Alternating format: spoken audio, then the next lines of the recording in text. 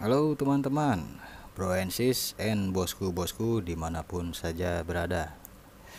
Oke, bertemu lagi dengan saya Roni di channel Hobi Kita 86. Kali ini kita bahas update di hari ketujuh ya, yang kemarin kita bikin cara buat kultur air tanpa menggunakan starter hidup. Nah, ini adalah update hari ketujuh, dan di sini juga saya akan memberikan cara membuat makanannya. Dan di sini juga saya akan memberikan sedikit keterangan ya, mengapa saya pilih bahan-bahan ini sebagai makanannya. Nah, jika teman-teman ingin langsung ke cara membuatnya, bisa di skip langsung ke tempat cara pembuatannya. Di sini saya akan menjelaskan dulu mengapa saya memakai bahan-bahan ini. Dan yang sedang kita buat makanan untuk kutu air ini sudah diteliti ya, jadi sudah masuk lab. Jadi ini benar-benar no hoax, jadi benar-benar asli gitu ya. Oke, kita akan langsung jelaskan satu persatu. Bahan utama yang saya gunakan di sini adalah dedak. Jadi dedak ini mengandung protein, lipid, asam amino, vitamin B. Dimana kandungan tersebut setelah diteliti berhasil meningkatkan jumlah anakan yang tinggi, serta mampu meningkatkan kesuburan embrio. Dan ini sangat bagus ya jika teman-teman ingin juga memproduksi telur moinanya gitu ya, untuk telurnya. Jadi telur nanti yang dihasilkan itu akan fertil gitu, atau tingkat menetasnya itu tinggi. Nah, jadi itu kenapa dipilih dedak sebagai bahan utamanya. Selanjutnya bahan yang kedua di sini hanya tambahan saja ya. Jadi tidak perlu memakai bahan kedua ini, nggak apa-apa. Jadi di bahan kedua ini saya menambahkan terasi. Nah, seperti yang kita ketahui kalau terasi itu mengandung udang ya, dan juga dia ada bakterinya juga gitu. Juga proteinnya pun tinggi. Jadi nggak salah jika kita mau menambahkan terasi ini sebagai bahan tambahannya. Oke, langsung saja kita mulai bagaimana cara pembuatannya. Oke, kita langsung mulai saja ya. Bagaimana cara pembuatannya? Di sini kita menggunakan dedak. Ini gula pasir, boleh pakai gula merah juga. Dan di sini saya menambahkan terasi. Dan yang saya gunakan di sini juga air biasa ya. Ini air endapan. Jadi saya tidak menggunakan yang namanya air hijau. Kenapa? Karena kita fermentasi. Dan ini kalau namanya fermentasi kita harus jauhkan dari cahaya. Kenapa begitu? Karena pada saat kita sedang fermentasi kena cahaya, ditakutkan bakterinya itu malah rusak gitu. Itulah kenapa saya sering melakukan fermentasi ini dalam keadaan tertutup atau tidak terkena cahaya. Dan di sini juga saya tidak perlu membolongkan. Karena apa? Karena saat fermentasi itu yang kita lakukan adalah kedap udara ya, anaerob. Karena berhasilnya fermentasi itu harus kedap udara gitu. Jadi ini saya tidak bolongkan, dan ini harus tutup rapat. Airnya yang saya gunakan segini ya, nih sebatas ini. Kenapa? Karena nanti saat kita tambah ini tentu akan naik airnya gitu. Satu, kedua, untuk celah udara. Jadi saat oksigen ini habis lalu berganti dengan gas gitu ya. Ini buat hampa udaranya, buat gasnya itu di sini gitu. Jadi nggak penuh. Memberikan terasi dulu ya.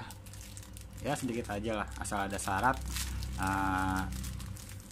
terdapat unsur hewani kan. Kalau terasi ini terbuat dari udang gitu ya, dan ikan gitu.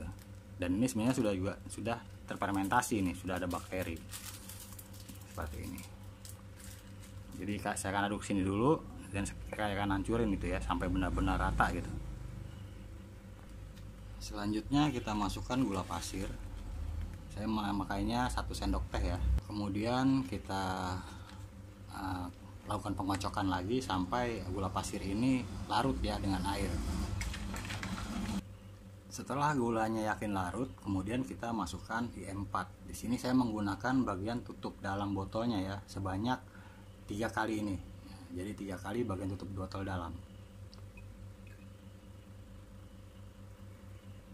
Selanjutnya kita lakukan pengocokan lagi. Nah, seperti ini. Jika ada pertanyaan, Bang, itu IM4-nya nggak diaktifkan? Ini langsung aktif ya. IM4 jika ketemu gula ini langsung aktif. Dan gula di sini fungsinya adalah sebagai makanan dari IM4 tersebut gitu. Jadi nggak perlu diaktifkan, karena kita masukin kemari, ketemu bahan-bahan ini, terutama dia ketemu gula ya, maka dia akan langsung aktif.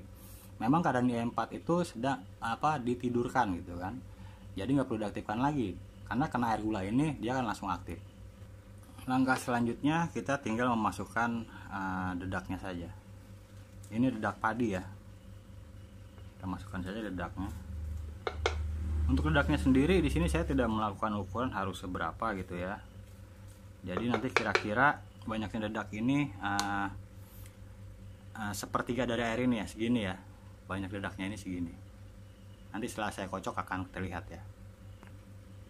Lalu kita aduk-aduk nih, kita aduk-aduk kira-kira sebanyak inilah ya. Jika dia ngendap nih nanti itunya dedaknya kira-kira seginilah, sepertiga dari air yang tadi kita berikan gitu, sepertiganya. Nah setelah seperti ini nanti kita tutup kita taruh tempat yang gelap ya. Kalau perlu ini kita kita tutup lagi dengan plastik gitu ya, karena kan ini transparan. Jadi untuk menjaga cahaya matahari masuk. Seperti yang saya bilang tadi, jika cahaya terkena matahari maka bakteri ini ditakutkan akan rusak gitu. Dan ini harus tutup rapat karena kita menggunakan hampa udara. Jangan dibolongin atau dikendorin ya. Nah, setelah 24 jam ini setelah 24 jam kemudian nanti ini kita akan buka nih untuk membuang gasnya. Nah, saat buka ini pelan-pelan gitu ya. Pelan-pelan gitu kan. Dibuka, lalu kita kocok lagi. Kita kocok lalu kita biarkan. Jadi setiap hari itu kita buka sampai menunggu 4 hari, minimal 4 hari. Kenapa? Karena biasanya proses fermentasi itu akan matang di 4 hari gitu. Itu lebih bagus daripada sebelum 4 hari sudah kita berikan. Airnya di air kultur yang kita gunakan itu terjadi fermentasi di situ, dan itu nggak bagus untuk pengkulturan gitu ya. Karena saat terjadi fermentasi amoniak ini akan tinggi. Gitu. Jadi 4 hari. Minimal 4 hari. Yang lebih bagus seminggu baru kita berikan, itu lebih bagus. Dan ini bisa tahan lama, karena fungsi dari fermentasi juga untuk agar supaya zat-zatnya ini tidak mudah busuk gitu. Lantas bagaimana cara pemberian makannya? Oke, seperti ini cara pemberian makannya. Jadi untuk pemberian makannya itu jangan terlalu banyak-banyak gitu ya. Boleh 1 tutup botol setiap pemberiannya.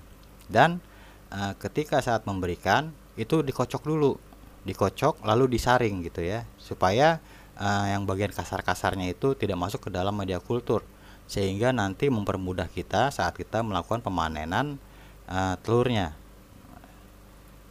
Dan interval pemberian makanannya itu juga kita bisa melihat dari kondisi air. Ya, kondisi airnya sudah mulai agak bening gitu ya, jernih, baru kita memberikan makanannya lagi. Biasanya sih 2 hari sekali. Oke, salam sukses selalu. Sampai bertemu di video berikutnya. Hobi kita 86.